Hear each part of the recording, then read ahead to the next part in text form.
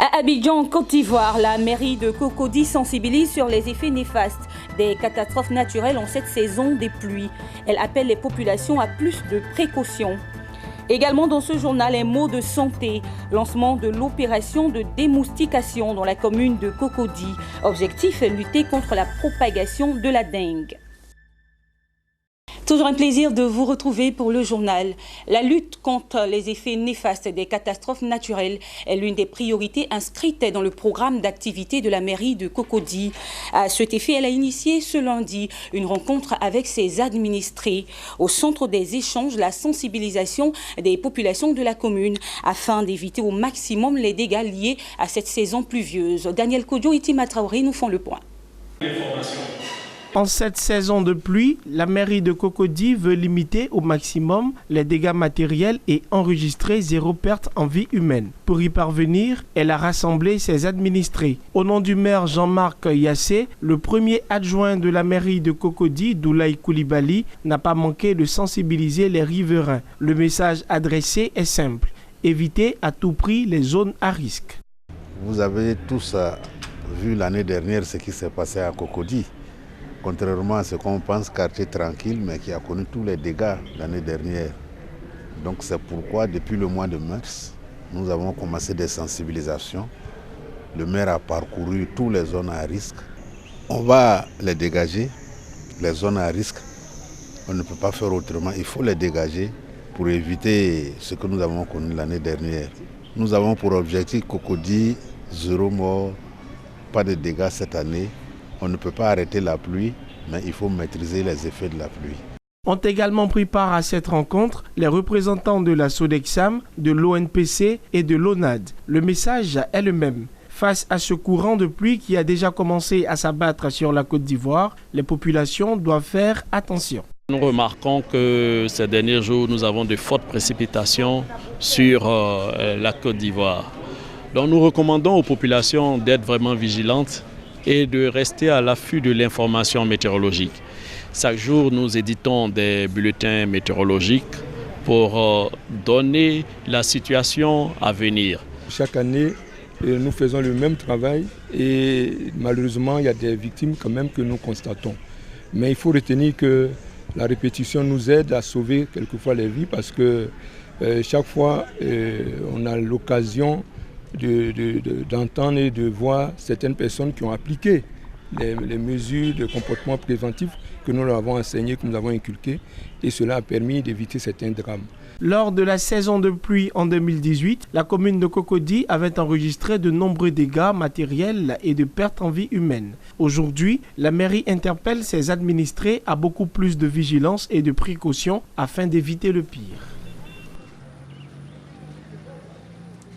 Vous avez certainement entendu parler de la dengue. Cette maladie virale aiguë transmise à l'homme par la piqûre de moustique peut entraîner des niveaux de gravité et provoquer des saignements et la perte de connaissance chez le malade. Pour lutter contre la propagation de cette maladie, l'Institut national de l'hygiène publique, l'INHP, a lancé samedi dernier l'opération de démoustication dans la commune de Cocody. Celle-ci se réalise par une fumigation, c'est-à-dire la pulvérisation d'insecticides dans l'air afin de détruire les moustiques adultes. Daniel Kodjo, Richard Akeke dans un commentaire de Mon Désir Nascimento.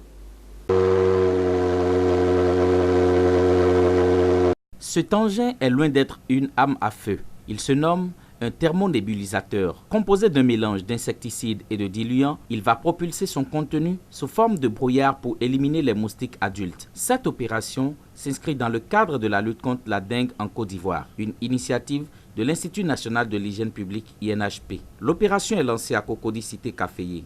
L'INHP sensibilise les habitants sur la nécessité d'empêcher la reproduction des moustiques. Il en ressort entre autres l'élimination des retenues d'eau, la destruction des bananiers et autres plantes à feuilles engainantes. Aussi, a-t-on procédé au débarrassage des objets usagés favorisant la reproduction des moustiques tels que les vieux pneus, les canaries et les casseroles. Toutes nos études montrent que les cas de dengue sont dans la commune de Cocody. C'est pour cela que la Cocody est une commune prioritaire pour la démoustication à Abidjan. Aujourd'hui, nous faisons la démoustication. C'est pour tuer également les moustiques adultes. Mais la population doit détruire tous les gîtes larvaires, toutes les retenues d'eau qui sont dans les cours, dans les pneus, dans les pots de fleurs, dans les arbres, dans les plantes. Pour que ces gîtes-là ne produisent pas de nouveaux moustiques qui vont devenir adultes et vont pouvoir transmettre la dengue. À la date du 31 mai 2019, nous sommes à 130 cas confirmés, dont 76 à Cocody, ce qui fait 58% de tous les cas confirmés. Donc vous comprenez aisément pourquoi est-ce que c'est à Cocody qu'on commence la lutte. La campagne va s'étendre à tout l'ensemble du district. Mais vous avez vu, on commence par Cocody, après on va progresser à Bingerville, Koumassi, et progressivement nous allons nous étendre aux autres quartiers du district autonome d'Abidjan.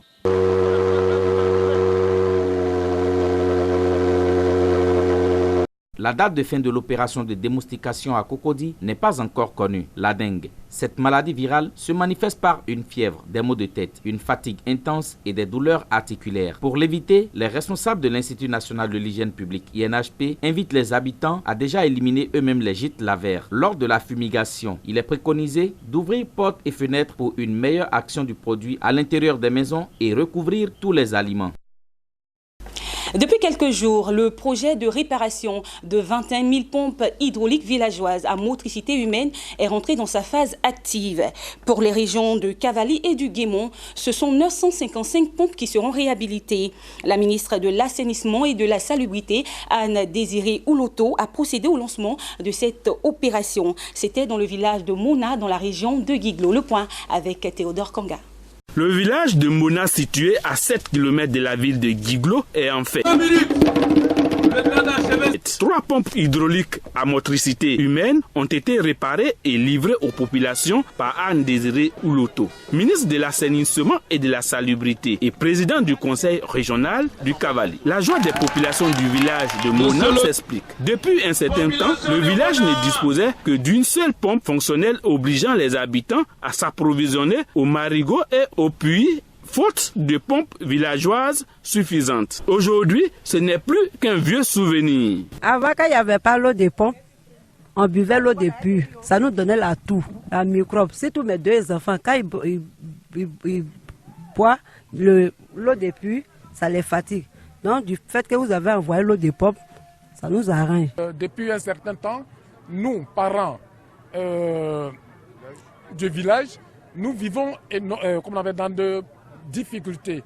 Parce que l'eau qui est source de vie, si l'eau manque, la vie ne peut pas continuer. Je voudrais remercier au nom de toute la population de Mona et à mon nom personnel, remercier le président de la République, le Premier ministre. L'autre bonne nouvelle, c'est que cette opération de réhabilitation de pompes hydrauliques à motricité humaine va s'étendre à plusieurs villages des régions du Cavally et du Guémont. Au total, 955 pompes sont annoncées.